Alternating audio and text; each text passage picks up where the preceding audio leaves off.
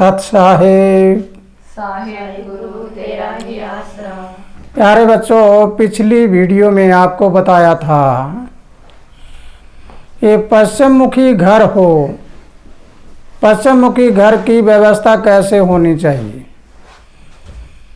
ऊपर से अगर जाल लगा हुआ है तो आकाश तथा वो खुला होना चाहिए, और अग्नि का बासा अग्नि कोण में होना चाहिए। पूजा घर ईशान कोण में होना चाहिए। तो आइए फिर हम आगे दूसरी तरफ चलते हैं। अगर हमारे घर के पश्चिम में गली लगती है, अर्थात हमारा घर वो पश्चिम मुखी है, तो जब हम अंदर प्रवेश करते हैं तो हमें ये ज़रूर देखना होगा कि हमारा घर आगे से ऊंचा है या पीछे से ऊंचा है। आप अगर आगे से थोड़ा ऊंचा कर देते हैं और पीछे से नीचा कर देते हैं तो आपके घर की व्यवस्था ठीक रहती है। और फिर हम जब अंदर प्रवेश करते हैं, द्वार में प्रवेश करते हैं, तो पहले हमें सोचना होगा कि हम द्वार कहाँ पे बनाएं। हमारा मुख्य द्वार कभी भी दक्षिण और पश्चिम कोने में नहीं होना चाहिए। दक्षिण और पश्चिम कोने में ये राहु का घर होता है, ये शैतान का घर होता है। इसमें नकारात्मक ऊर्जा है वो अंदर प्रवेश करती चलती है, क्योंकि घर बनाने वाले लगभग ऐसे करते हैं कि जो पश्चिम मुखी घर होते हैं उनका पीछे मकान जो बनाते हैं वो लगभग ईशान कोण को रोक देते हैं और आगे से वो खुला रख देते हैं। जब आगे खुला हो गया और इसी में हमने द्वार बना लिया तो ऐसा घर अनेक आपत्तियों का घर होता है, हर तरह से आपत्तियां आती है। लेकिन आगे चलिए, अगर हम उस कोने में बनाते हैं तो उस कोने में वो बीमारी का घर होता है। तो हम मुख्य द्वार कहाँ बनाएं? ऊपर से, यानी पहले तो हम अपनी भुजा को देखें कितने फुट की है। अगर सारी भुजा का 9 भाग करके और अगर हम 4 भाग ऊपर छोड़ देते हैं और उससे निचली तरफ नीचे आने के बाद 4 भाग छोड़कर अगर द्वार बनाते हैं तो वो सबसे अच्छा द्वार रहता है। और जहाँ सवाल आता है इस नैऋत्य कोण का, इस कोण को उस कोण से भारा होना चाहिए, वजनदार होना चाहिए।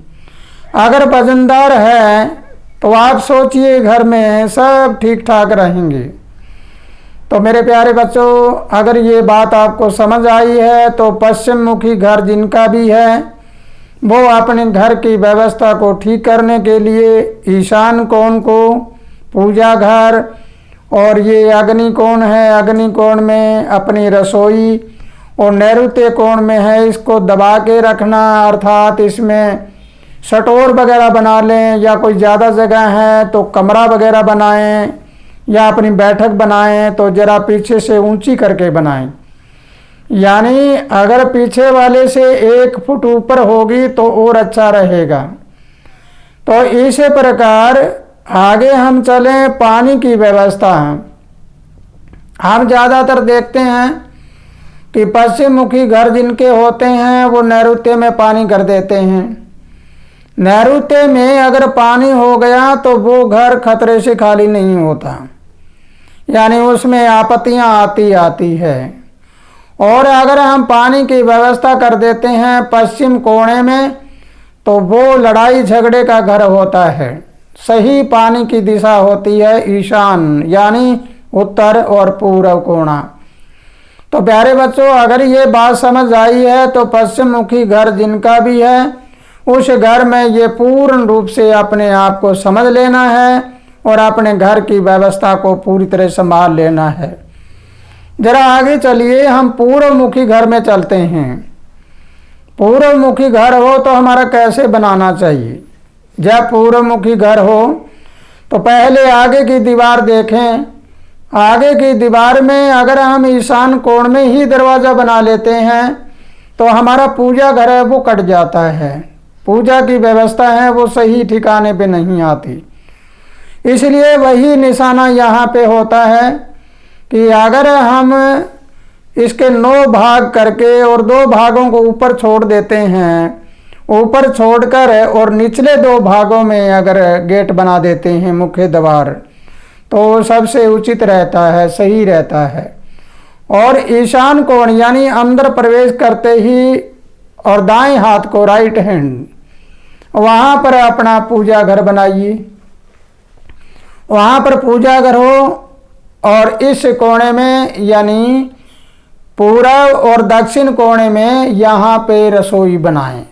लेकिन क्या देख रही हैं आप, तो लगभग यहाँ पर टॉयलेट बनाते हैं, जो टॉयलेट बना देते हैं और यहाँ पानी का नीचे सेप्टिक टैंक बना देते हैं या और कोई खड्डा बना देते हैं, तो उस घर में नारी समाज को गड़बड़ निश्चित होती है। जांच करके देखना, क्योंकि मैं तो हर बार एक ही बात कहता हूँ कि मेरी गाय कोई मत गाना, जो मैंने खोजा है वो खोजना।